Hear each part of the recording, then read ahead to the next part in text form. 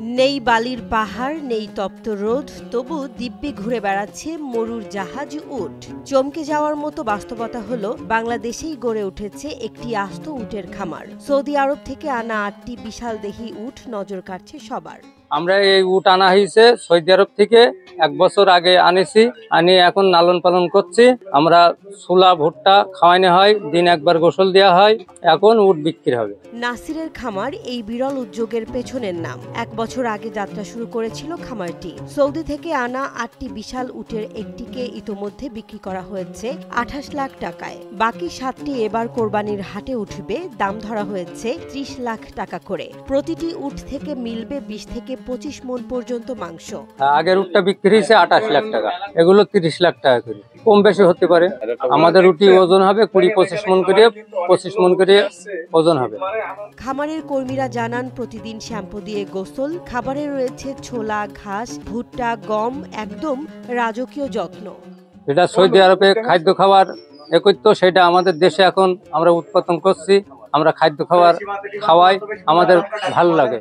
একজন আবেগ ভরা কণ্ঠে বলেন, হাতে ধরে মরুর প্রাণী পালন করেছি, এই অনুভূতি ভাষায় বোঝানো যায় না। মরুভূমির উটগুলো এখন আমরা লালন পালন করছি, আমাদের এখন ভালো লাগছে।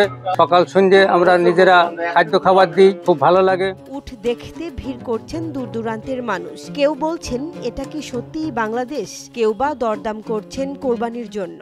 বাংলাদেশে আমরা এই উট ৭টা উট খামার রয়েছে বাংলাদেশে, সৌদি আরবে যেগুলো থাকে সেইগুলো বাংলাদেশে আসছে খামার, খুব দেখতে ভালো লাগছে আর কি। জানতে পেরেছি বেনাপোল পুটখালি একটা উটের খামার হয়েছে। এই খামারে আমরা যশোর থেকে আসছি উটের খামারটা দেখতে। এখানে এসে দেখি ৭টা উট আছে। উটগুলো খুব যত্নে এরা লালন পালন করে।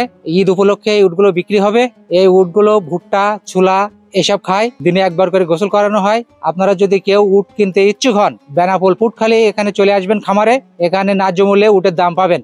আমি উট দেখতে আসছি, দাম দর করতে আসছি, দাম দরে হলে দেখাচ্ছে উট আমিও কিনবো। উট কিনে কুরবানের জন্য উট কিনবো।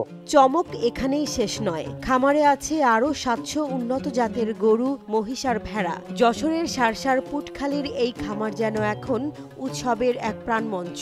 ঘাস খাই, তারপরে যে বিসলি আছে না, বিসলিতে ভুসিতে মাখাই দিলি খাই। এটা খুব সুন্দর জিনিস।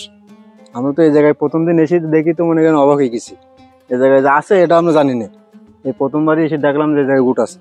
মরুভূমির উট, বাংলার মাটি আর কোরবানির আমেজ সব মিলিয়ে যেন এক অন্যরকম অভিজ্ঞতা।